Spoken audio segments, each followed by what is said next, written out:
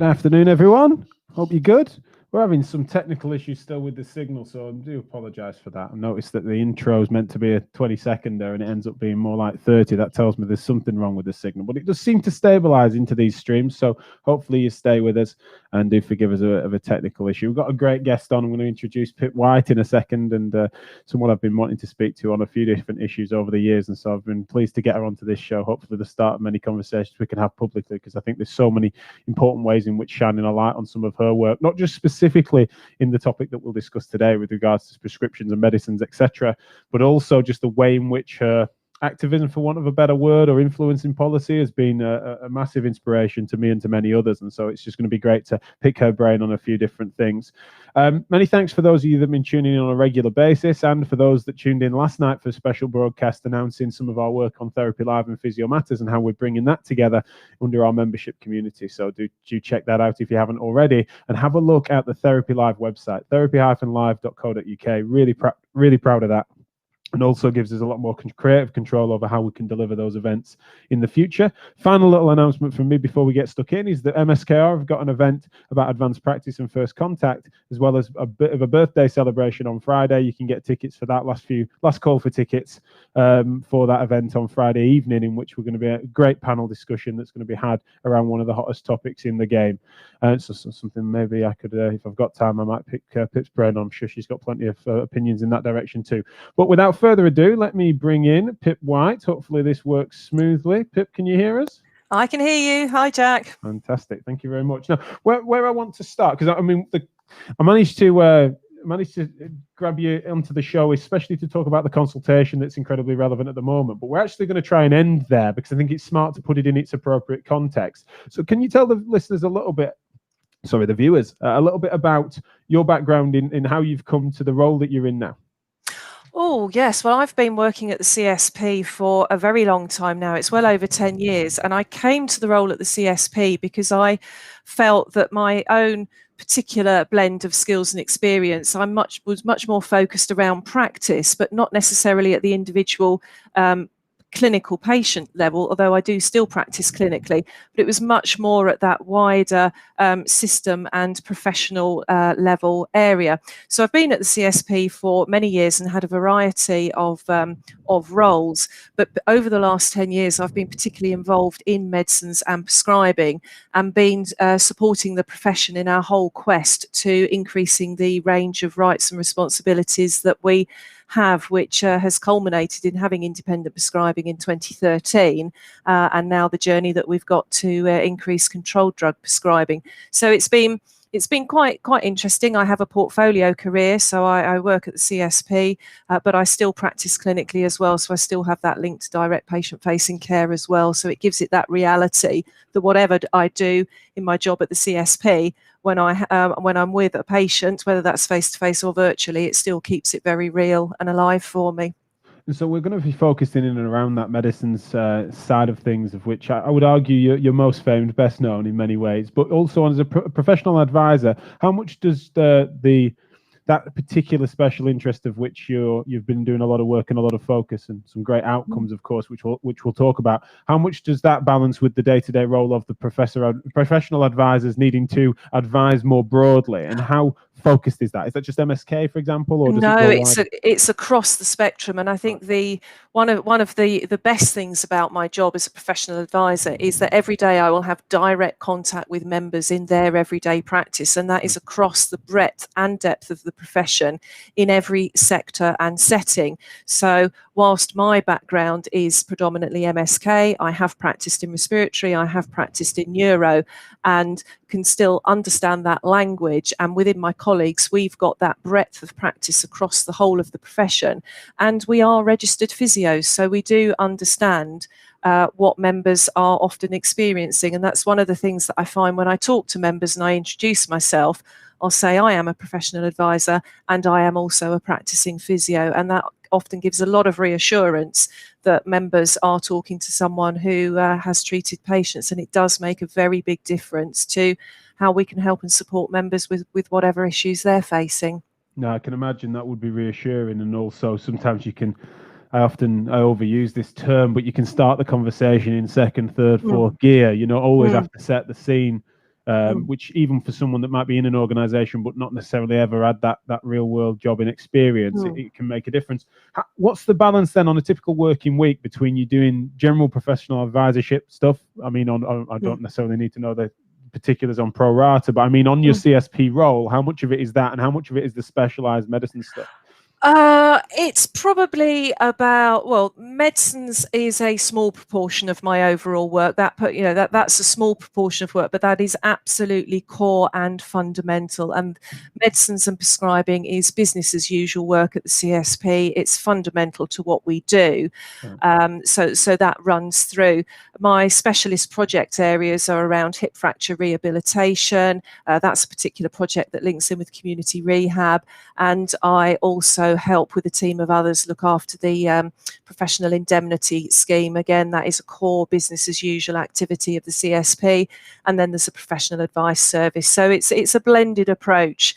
But medicines is front and foremost at the moment because we're at an absolute critical point in what's been a very long and very bumpy road over the years. Absolutely, yeah. Well, I forgot to say, and usually I manage to remember to in the intro, if anyone's got any questions, if they're tuning in live, then please do put them into comments and questions we will try and get to. And if not, in the stream, then we'll be able to feed that in, no doubt, especially if you remember, and we can take that up in the proper channels, of course. But just generally speaking, if you feel that you want us to, if you've got any questions that will be better than mine, then do post them in the comments if you're live.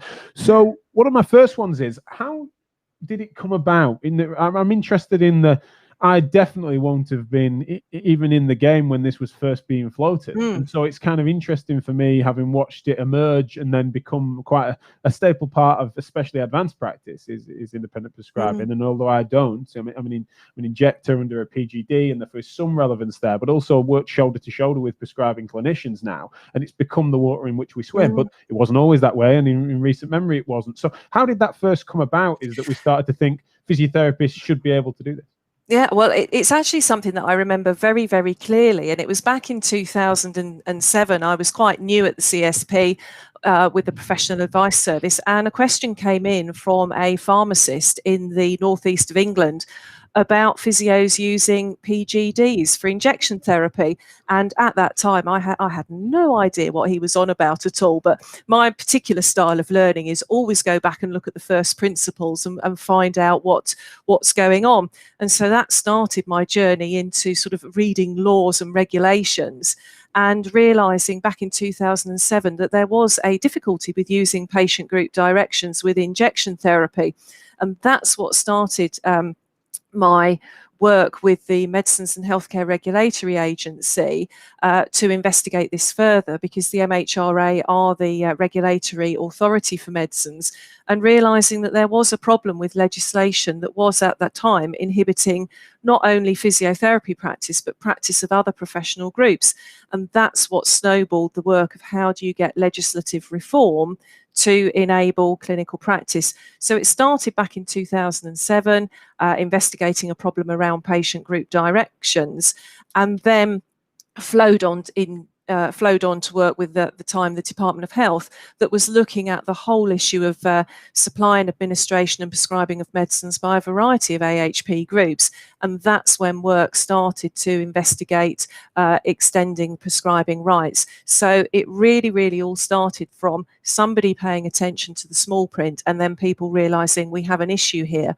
What can we do to solve it? So finding that way through a problem rather than just saying you can't solve it. So that's how it went on. And then we've gone through independent prescribing and then controlled drugs. And now we're coming back again to update it. So it's just a continuous journey that's been very occupying for coming up to now 12, 13 years of my career. Absolutely. No, it's been, and you've really trailblazed. And one of the things I said in the intro there is you've been a big inspiration, not just on the specifics of this, but also just the way in which you've charted a path to true change. I'm forever peddling the language of reform.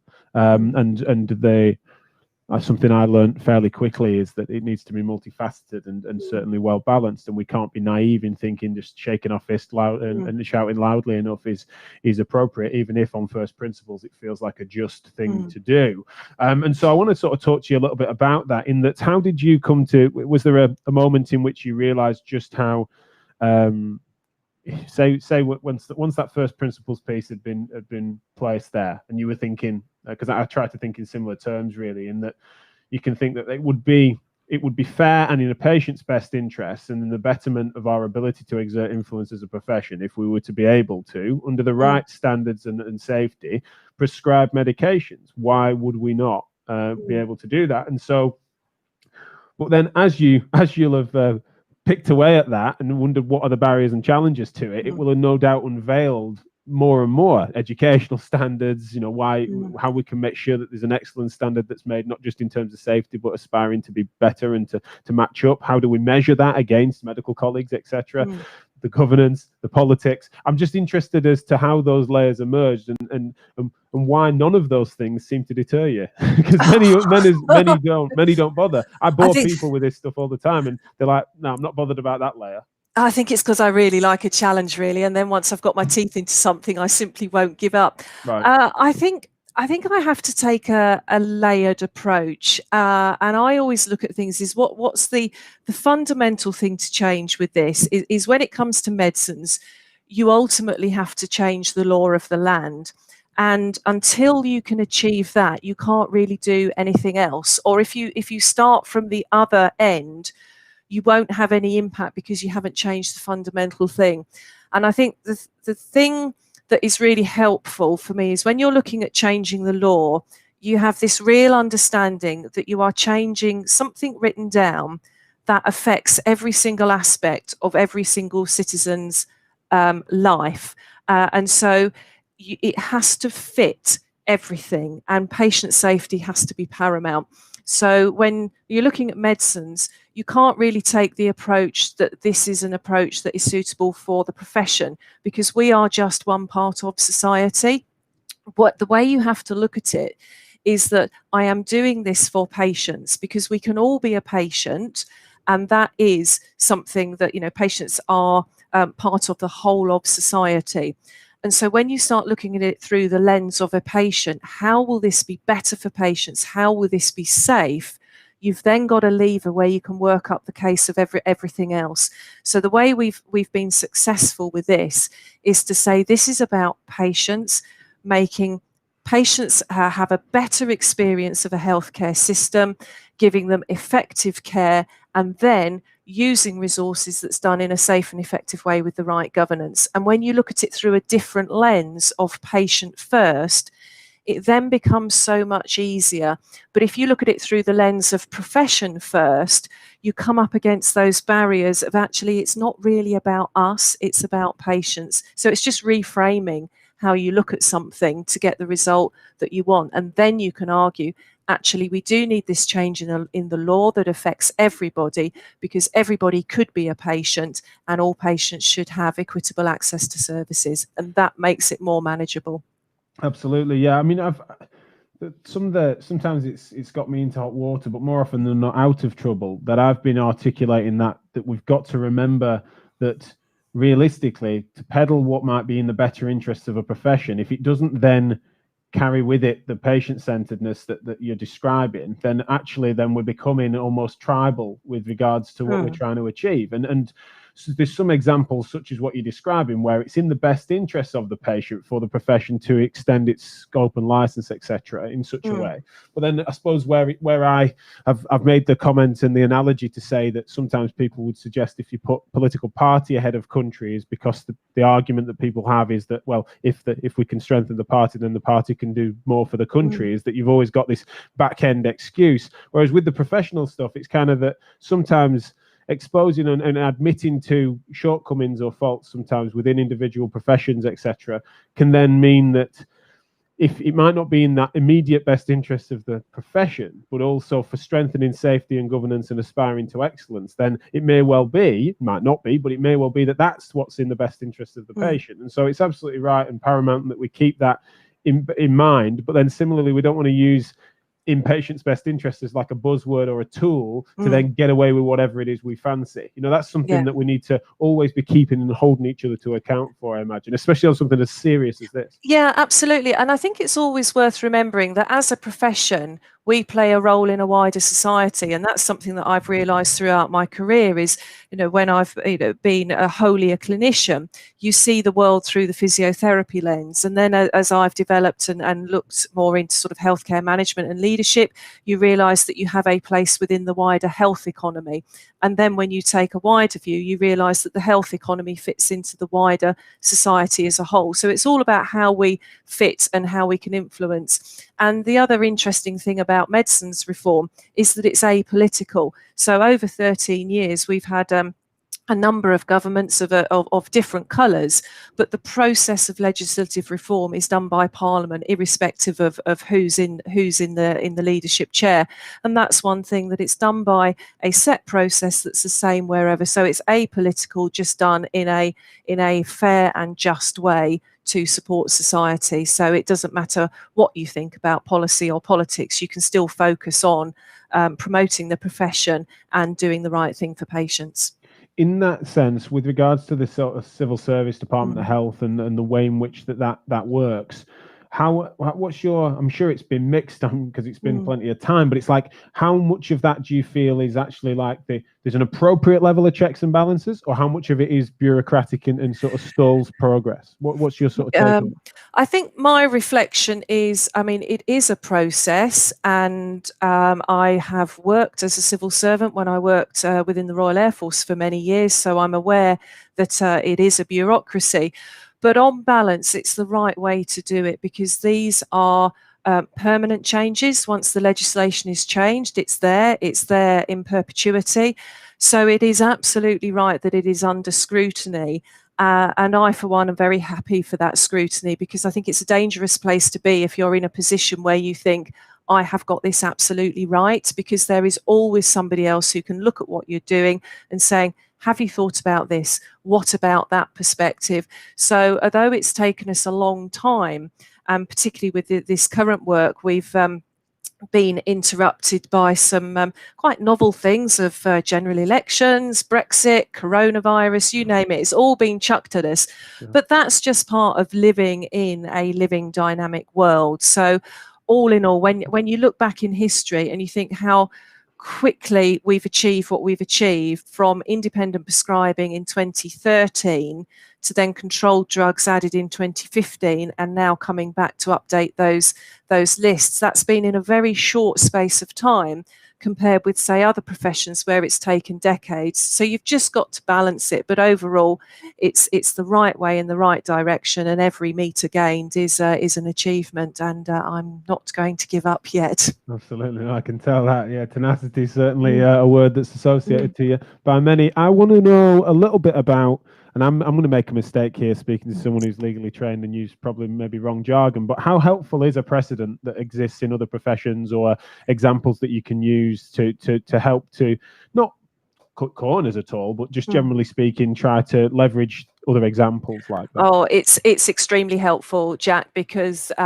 that's one of the bases of our legal system is precedent. Is once there is a precedent there, that is something that can be followed. Yes, my legal training maybe just helps me understand the language and therefore, help make things a little bit clearer, but it was enormously helpful, because what the professions that came before us were nursing and optometry, and then we could use those to demonstrate the benefits that patients have had through nurse prescribing, to then apply that to physiotherapy, to take our context of how we work with patients, and for us it's the rehabilitation and using medicines as an adjunct to facilitating good rehabilitation, and then build up the case that way. So it was enormously helpful for us. When we went through independent prescribing, we did it with podiatry, and then the professions that have come after us, certainly the CSP and the College of Podiatry, we have equally offered help to other professional bodies, because it's very much lift as you climb. We've been helped, so it's help other people, because ultimately this is about access to good healthcare for patients in the United Kingdom.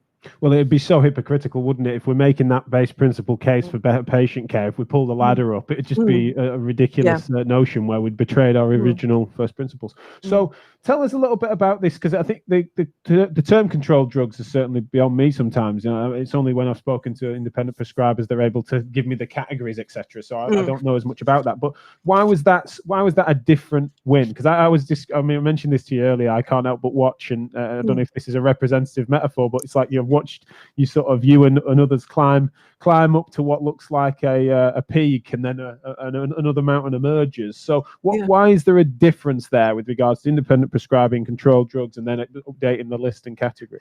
Well, it's really quite interesting, and I did my healthcare law degree. I did my dissertation on medicines law, and we have Henry VIII to thank for this, because way back in the 1500s or whenever it was, I'm not a history expert, Henry VIII was the monarch that first introduced legislation around medicines, and throughout history we have had parallel regulation of ordinary substances and then substances that were originally classed as poisons, and we still have that today. So controlled drugs are any substance that is known to be particularly dangerous when used in non-therapeutic settings, either because of its effect on the body or that its ability to be misused or abused. So that's the class of drugs. They're known as controlled drugs, and that can be everything from your heroin, your cocaine, pot, but also a whole range of medicines that are used quite legitimately for therapeutic purposes.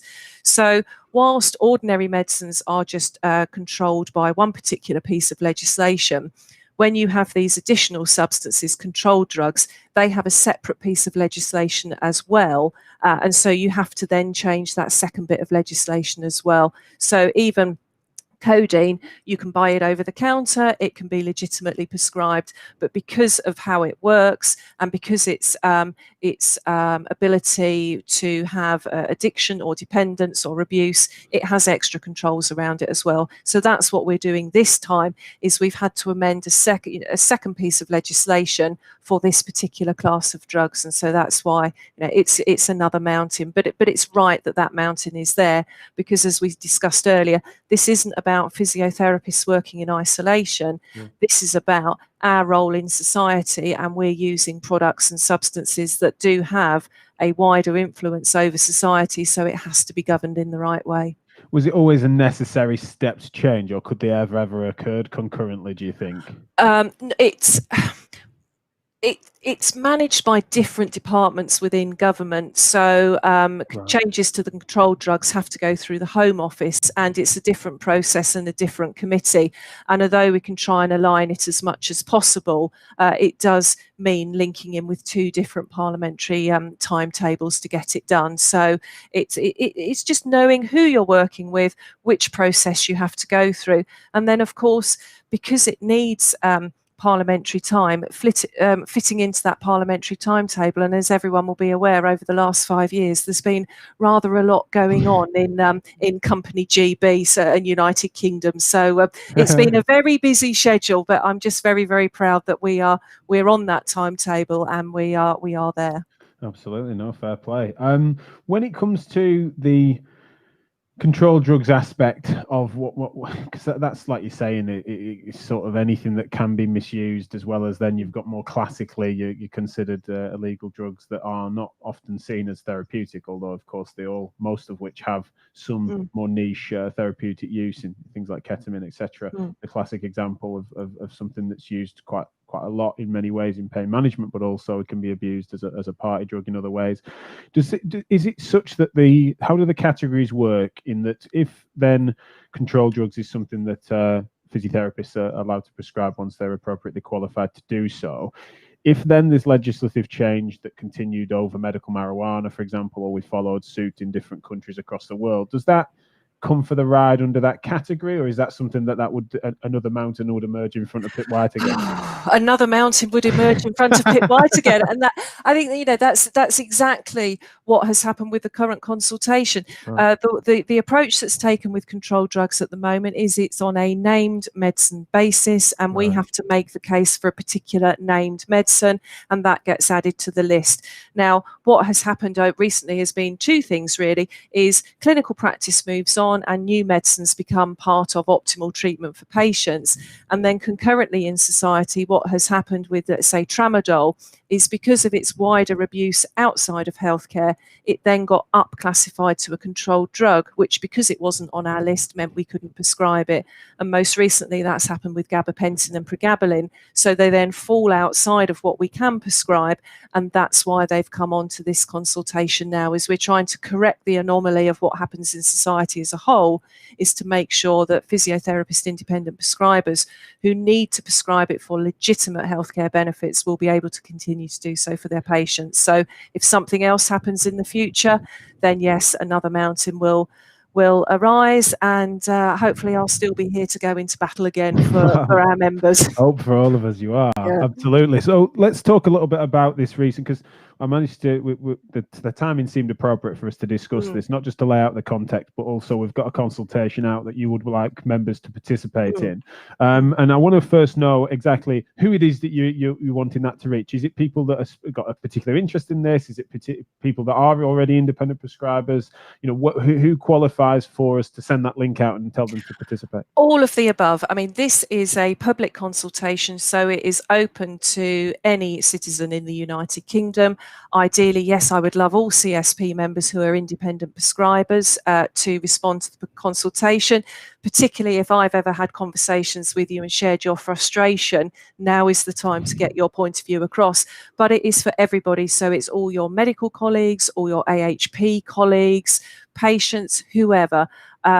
This is for anybody to contribute to, and the more the better. Well, that's something that I've posted the link into the chat functions for wherever you might be getting this. Some of them it's easier to click on than others. If you're getting to this on Instagram, you won't be able to click it, but find it on YouTube or Facebook, etc. And because as soon as we're talking about a niche topic on this show, the chat function is far quieter. It's so funny how people often, it's a latent response to their musings on this. So I'll feed them back to you as we go. But when we're engaging with this consultation, what is the importance of, what would you say you want to home people in on? Because sometimes, and I make this mistake sometimes, is where it's like, especially me, I'm full of opinions, some of them vaguely thought out and others not, but when I'm sat in front of a blank screen, empty chat box, sometimes it's kind of like, well, where do I start, or where should I focus my attention? Would you give any sort of tips and tricks as to how to frame this? Yeah, I would really ask people to focus on, this is a positive thing, and what we're asking for is, please support this change. The change is adding 4 drugs to our list of controlled drugs. Please use this as an opportunity to say yes. This is not really the right time or place to raise frustrations about what you can't do, because that will detract from what we're trying to do, which is a positive change. I have looked at the consultation. It's really straightforward. There is a lot of tick boxes, so it asks your opinion. Do you think this change should happen? Yes or no? And obviously I'd encourage everybody to say yes. There are text boxes where you can back up your reason, but really focus on why this would be good for your patients and good for your work, because this is about supporting this change, not airing any frustration you have over something else. And whilst I would encourage everybody to raise frustrations, because that is right and proper, and it's where we realise that future change might be needed.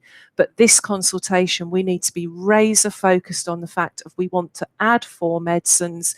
We want this to be supported. We've made a really, really good case already that's been accepted, and we really want the profession and everyone that we work with and the patients that we help support to support this change.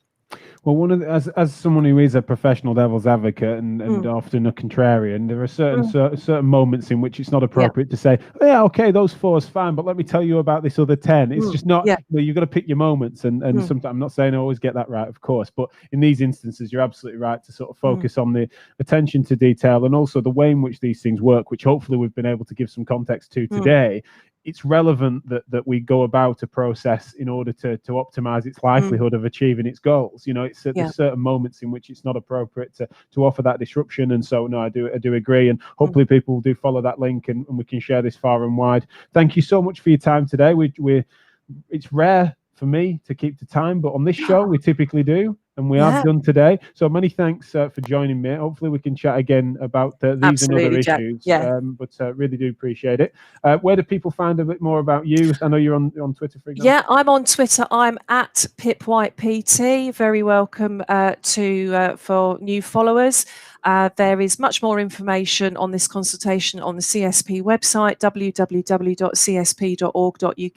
We have a news item, and it's also linked to our medicines and prescribing pages. Fantastic. And if any people have queries, they can contact us at the CSP through all the usual channels. And thank you so much for having me, Jack. It's been great. No, it's absolutely brilliant to catch up with you on it. And as I've said, and I hope this doesn't sound sycophantic, and it's just really thank you for all the work you've done, not just on this, but also, as I said, being an inspiration to any of us that try and bravely think that we might be able to move the needle when it comes to policy change. It really has been, you've been a trailblazer on that, and me and others have got a lot to thank you for. So. Thank you so much, Jack. That's very kind. Thank you so much. Thank you. Thanks a lot, guys, and I'll see you tomorrow. Tomorrow I've got Sandy Hilton coming on to talk about the US election. That's a change of pace, isn't it? That'll be fraught with challenges. And then on Thursday, Brad Neal's going to come on and talk a little bit about threshold concepts, whatever that means. We've had a back and forth on text. I said, you're going to have to come on the show and tell me a little bit about that. He's been doing some thinking in that direction. So do join us 12:30 till 1 o'clock weekdays on every channel you can think of on social media. But thanks a lot. I'll see you soon.